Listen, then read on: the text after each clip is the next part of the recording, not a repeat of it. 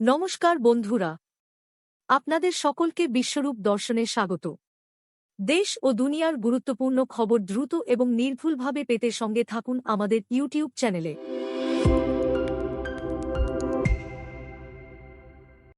বাংলাদেশের নতুন বাণিজ্যিক কৌশলে উপেক্ষার চোখে ভারত। সারা বিশ্বের মধ্যে বাংলাদেশ টেক্সটাইল সেক্টরের অন্যতম কেন্দ্রবিন্দু। বাংলাদেশ শুধুমাত্র যে বিপুল পরিমাণ গার্মেন্টস উৎপাদনই করে তাই নয়, সমানভাবে রপ্তানিও করে। আজকের দিনে বাংলাদেশের টেক্সটাইল শিল্প দেশের মোট রপ্তানির ৮০% মতো যোগান দেয় এবং দেশের জিডিপির প্রায় ১৩% নির্ভরশীল এই শিল্পের ওপর। বাংলাদেশের টেক্সটাইল রপ্তানি বরাবরই ভারতের মাধ্যমে সারা বিশ্বে পৌঁছে যেত। তবে সম্প্রতি একটি প্রতিবেদনে উঠে এসেছে, বাংলাদেশ এখন তার রপ্তানি প্রক্রিয়ায় পরিবর্তন আনছে। ভারতের পরিবর্তে বাংলাদেশ মালদ্বীপকে বেছে নিয়েছে টেক্সটাইল পণ্য রপ্তানির জন্য।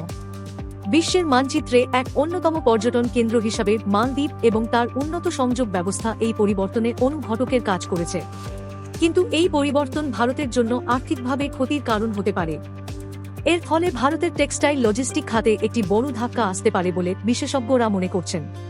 কেন বাংলাদেশ এমন সিদ্ধান্ত নিচ্ছে, এর পেছনে কি কারণ আছে এবং ভারত কিভাবে এই চ্যালেঞ্জ মোকাবিলা করতে পারে, এটি এখন একটি অত্যন্ত গুরুত্বপূর্ণ আলোচনার বিষয়বস্তু।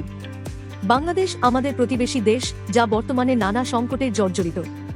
শেখ হাসিনাকে প্রধানমন্ত্রী পদ থেকে অপসারিত করা হয়েছে এবং সমগ্র দেশ জুড়ে নিরবিচ্ছিন্ন রাজনৈতিক অস্থিরতা দেশের টেক্সটাইল রপ্তানিতে উল্লেখযোগ্য প্রভাব ফেলেছে। বাংলাদেশের বড় সমস্যা হল বিশ্ব বাজারে সরাসরি রপ্তানির জন্য পর্যাপ্ত সংযোগ না থাকা। এবার দেখে নেওয়া যাক এখন কেমনভাবে চলছে বাংলাদেশের রপ্তানি প্রক্রিয়া। বাংলাদেশ থেকে সমুদ্রপথে মালদ্বীপে পোশাক পাঠানোর কাজটি মালদ্বীপ এয়ারপোর্ট কোম্পানি লিমিটেড পরিচালনা করে। এরপর মালদ্বীপ থেকে তুর্কিশ এয়ারলাইন্সের মাধ্যমে সেই পণ্য জার্মানিতে পাঠানো হয়, যা শুরু হয়েছে এই চলতি ২০২৪ বর্ষের মার্চ মাস থেকে। এই পুরো ট্রান্সশিপমেন্ট প্রক্রিয়ায় ৭টি এয়ারলাইন্স জড়িত, যার মধ্যে কাতার এয়ারওয়েজ, এমিরেটস এবং তুর্কিশ এয়ারলাইন্স অন্যতম। এই প্রক্রিয়ার মাধ্যমে বাংলাদেশ বিশ্বের নামকরা ফ্যাশন ব্র্যান্ডের কাছে তাদের পণ্য পৌঁছে দিচ্ছে, যেমন H&M, জারা ইত্যাদি। মালদ্বীপ হয়ে এই পণ্য গেলে তা সহজে আর ভারতীয় বাজারে পাওয়া যাবে না। আমাদের মূল ভাবনার বিষয়, ভারত এই পরিস্থিতি কিভাবে মোকাবিলা করছে। ভারত সরকার এ বিষয়ে সচেতন এবং দেশের রপ্তানিকারকদের জন্য নানা পদক্ষেপ গ্রহণ করছে। হয়তো অনেকেই জানেন না যে বাংলাদেশে থাকা অনেক টেক্সটাইল কারখানা ভারতীয়দের দ্বারা পরিচালিত। এই কারখানাগুলোর একটি বড় অংশ ভারতীয় উদ্যোক্তাদের দ্বারা স্থাপিত। এর মানে ভারতের ভেতরেই তাদের এই সুযোগ এবং পরিবেশ দেওয়া হয়নি। বাংলাদেশের ভারতের ওপর কোনো প্রতিশোধমূলক মানসিকতা নেই, বরং এটা পরিষ্কার যে তারা সুযোগকে ভালোভাবে কাজে লাগিয়েছে। বিশেষত ভারতে আমাদের বন্দর ও বিমানবন্দরে জটিলতার মাত্রা বেড়ে গেছে।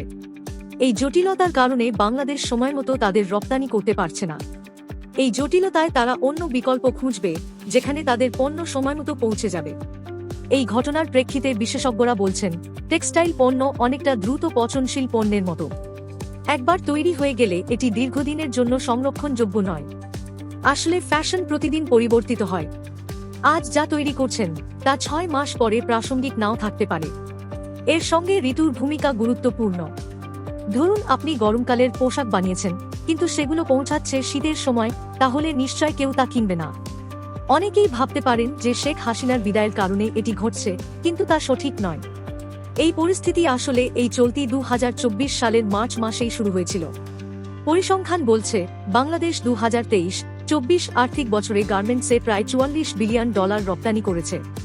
তবে এটি ২০২২ সালের তুলনায় উল্লেখযোগ্যভাবে কম, কারণ ২০২২ আর্থিক বছরে বাংলাদেশ $৪৬.৫ বিলিয়ন রপ্তানি করেছিল। এই ৪৫% হ্রাসের পেছনে কারণ হিসাবে বিশ্বব্যাপী কমে যাওয়া চাহিদাকে দায়ী করা হচ্ছে। মানুষের আয় কমে যাওয়ায় তারা কম পোশাক কিনছে, যার প্রভাব পড়ছে বাংলাদেশের গার্মেন্টস রপ্তানিতেও, এবং এই ঘটনা বিশ্ব অর্থনীতিতে চ্যালেঞ্জ বাড়াচ্ছে। বাংলাদেশ এখন গার্মেন্টস রপ্তানিতে বিশ্বের ৩য় বৃহত্তম দেশ।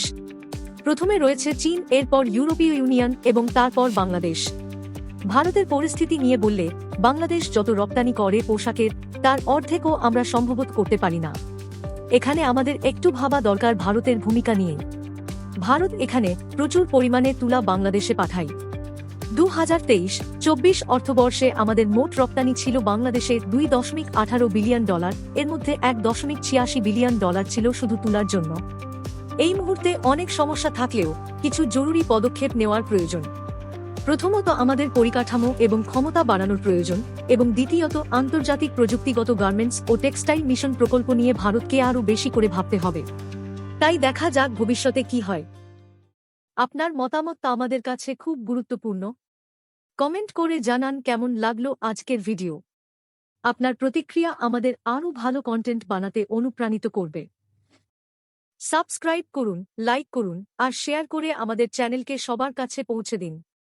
দেখা হবে পরের ভিডিওতে।